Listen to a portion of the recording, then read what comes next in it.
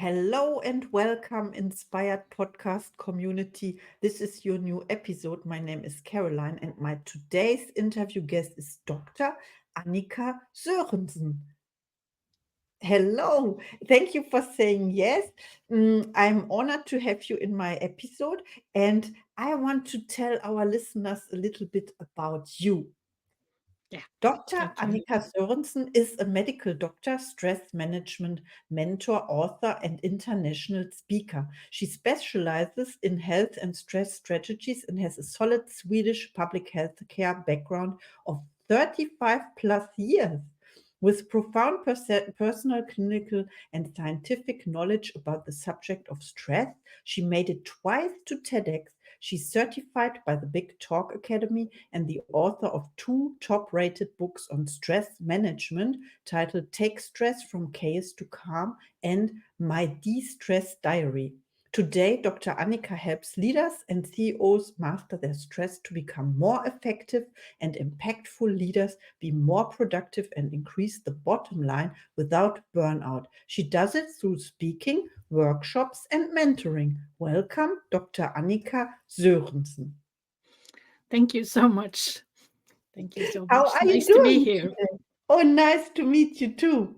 I hope you're doing fine.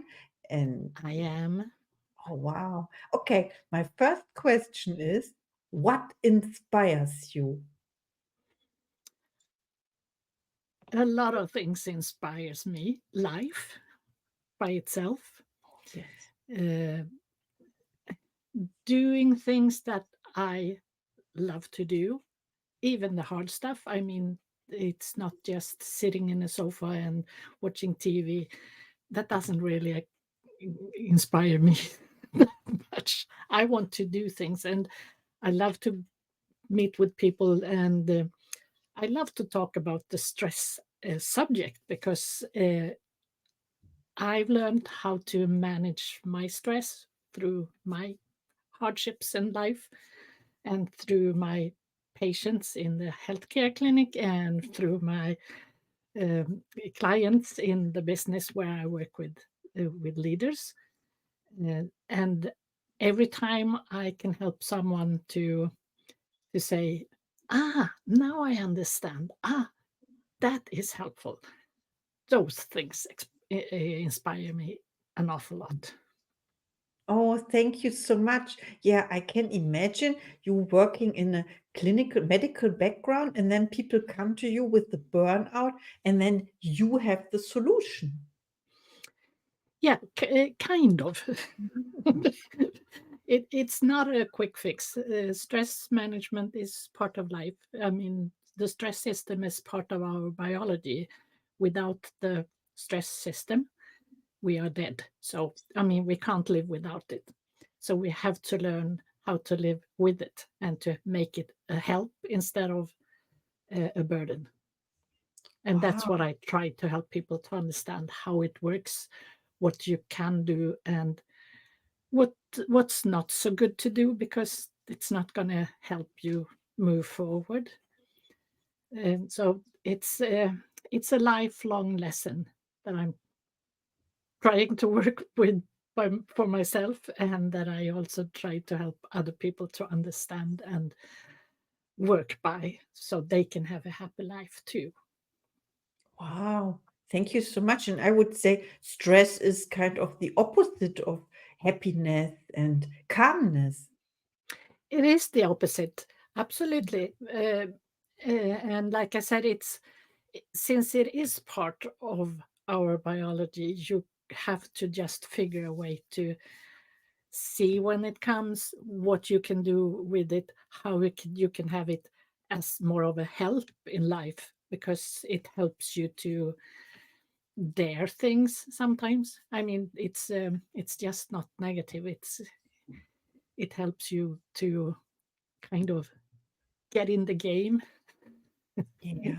It's and then on the other hand, we have calmness, and then we have the other part, or the other real side, and that could be boredom, and that's when you get over on that side, you also get stressed. So you have to find your your spot.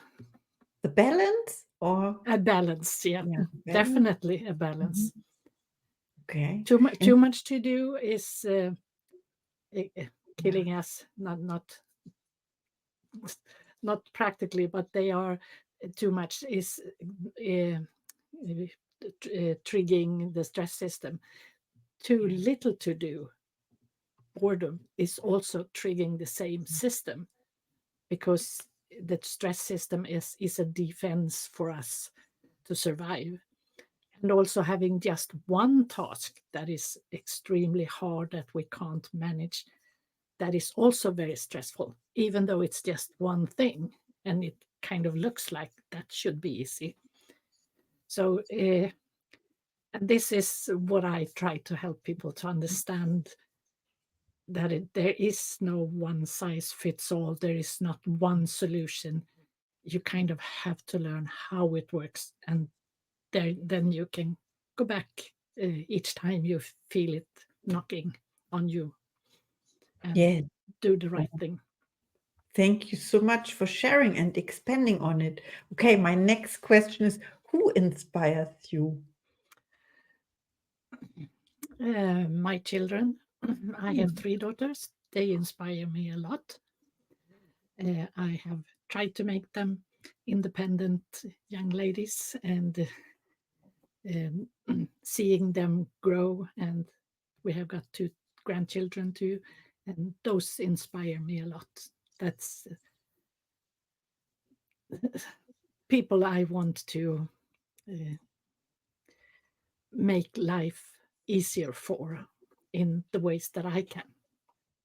Wow, I love your answer. Yes, thank you so much. Yes, you are inspired by your family, by your Yes. daughters. This is amazing. And how do you inspire other people? Um, I think I inspire other people by being uh, usually kind, smiling, helpful, just be a good person in for my surroundings. Nothing really special, just being, or being treating people like I want them to treat me. Yes, Uh, so that, I think that's the easy uh, answer on that question. yes, I understand. And what are your gifts and talents? My gifts are, that's a very tricky question. uh, but I think one of my real gifts are that I am empathic, and I am a good listener. I can, when people need me, I can hear what they're saying also between the words. Wow. And I trained that for all those 35 years in the healthcare. I've been talking to people, all my life, and met so many people of all different kinds. And I think I am known as someone who is empathic and a good listener, and someone that when you have been with me, you feel calmer. Mhm. Yes, karma. And I think also the adjectives you used, empathic, and the other one was you are a good listener, builds trust between you Yeah. and the other person. Mhm. Yeah, absolutely. And of course, since I am a doctor, that's also usually, for most people, that's trustful. And I try to be a good doctor, working within the system, and using it as a good thing. Yeah, and that is what people expect when they come to you, Yeah, that you absolutely. understand them. And that, So, yeah. Mhm. and I think I expect me and my colleagues to do the same to them. Yeah, I never thought about this, but it's true. So it's uncomfortable for you, maybe a little bit, to be asked now to be on this interview, or because you are the person asking questions and listen to Yeah, the answers, or definitely, that's how it is. And as a doctor, you're trained to not talk about yourself. ah, Yeah. Yeah. That goes with the license, so to speak. I'm Mhm. not the important person in the room. The patient is the important person in the room. And so I do, so I take that with me when I have clients that are not my patients, but my clients, and when I'm a mentor. And I still use the same, yeah, logic around it, that it's about them, it's not about me. Yeah, this is so important. Thank you for reminding me of that. That to not to hold us back sometimes, but to step back and give the other person the stage. Yeah. Yeah. The question is, yeah, this is always the question. Who is important in that moment? Who needs the help? Yes. Mhm. Exactly. And Mhm. it's uh, of course, when you're with friends, we are all equal, and everyone should get the same kind of space. But when you are in a consultation kind of situation, then you have this two different people with different, um, what do you say, knowledge, and also, yeah, I can't come up with a good English word for the moment. Yeah, maybe the background and the amount of study in one No, yes, topic. that's Mhm. one difference, Mhm. of course, but it's also, you see, I'm the helper and they are the ones to be helped, and that is makes it a difference between us, even though Yeah, we are equal as human beings. yes, yes. And you have to Mhm. kind of be careful so that you don't step over that line and think that you are more important because you know more, because you're not.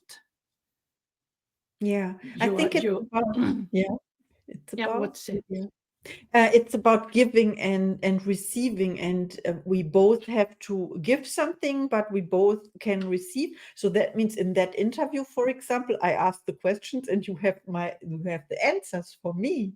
Yeah, and when you Yeah, help someone, you are the listener, and the person can yeah, express their concern or their problems, and you can help. Yes. exactly. I can help them sort their thoughts and Yeah. issues This is. with the knowledge that I have, or I can say I don't know, because also as a doctor or a helper or a coach or a mentor or whatever, you always have to have the possibility, and you have to have the courage to say I don't know. Mhm, mhm. The courage. Yeah, this is also about when we talk about confidence or so. It is very confident if a person can say what they don't know also. Instead of always, it's like arrogant when you always know the answer or you pretend to know the answer to everything. Absolutely. And some, when you are young, you usually do that because you think you should. As you grow older, you usually know that you shouldn't. But I mean, I've seen over the years, I've met people who tell the answer, even though I know the answer is completely wrong, because they can't say they don't know. Mm. Oh, I understand what you mean. And Exactly. I Mhm. guess you've met the same, and that most people have met people who say, "This is how it is," even though you really know this is not how it is. Mhm. Yeah, it's dangerous because other people believe it, and Yeah, then, yeah, you know what happens. No, it we can be don't. very wrong. Mhm. Mhm. Yes. Okay, so how do you make people smile? How do I make people smile? I smile to them because the smile is Mm. contagious. And if I smile, you have to smile because your brain is seeing my smile, then your brain is telling you, oh, she's smiling. I have to smile back. Oh, That's this is how it so works. beautiful. Yeah, I love it, and I can confirm it's contagious. Thank you so much. Okay, my last question for today is, when people reach out to you after listening to this episode, and they will, then what can they expect? What do you have to offer for them? Um, I can offer, of course, a call if someone wants help. I have, of course, we have a free call first to see if I can help, Mm. and then I can help. Like coaching, I call it more mentor because I do say what I think. Not like a coach, like a mentor. You're supposed to use your own knowledge to help sort things. I don't tell people what to do. I tell them these are the options, and Mhm. that I know that this is more medically or biologically right, so to speak, and this way is okay, but it's this one would be better for your body or your mind also. Mhm. They still decide what to do. I can never make somebody do something because I think they should. Have to do themselves, but with knowledge. Oh, I love what you say. And then if someone wants to have a speaker for both online or in real life, anywhere in the world, Oh, that sounds because I great. can go anywhere in the world Mhm. as long as they understand English or Mhm. Swedish. Oh, yes.